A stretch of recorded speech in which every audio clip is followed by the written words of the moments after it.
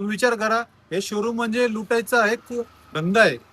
तर मित्रांनो, तुम्हाला माहितच आहे की काल मी माझी बर्गमॅन ही शोरूमला घेऊन गेलो होतो, कारण की ही चालत नव्हती, स्टार्ट होत होती पण पुढे जात नव्हती. शोरूमला गेल्यानंतर माहित पडलं की गाडीमध्ये जे क्लच बॉक्स असतो त्याच्यामध्ये उंदीर फसलेली होती. कुठून गेली होती माहित नाही, जो बेल्ट असतो ना त्याच्यामध्ये उंदीर गेली होती.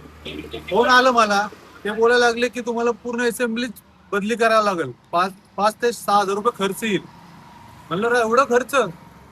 मी गेलो समक्ष, स्वतः गेलो आज आणि बघितलं उंदीर होती.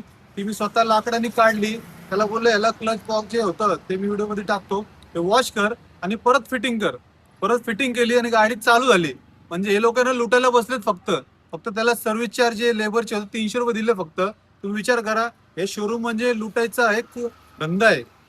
मी शोरूमचं नाव घेणार नाही. शिवाजीनगरला शोरूम आहे.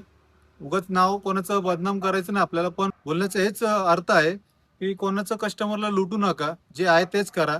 फक्त उंदीर घुसली आणि तुम्ही फक्त पूर्णच बदलून टाका, हे चांगलं नाहीये.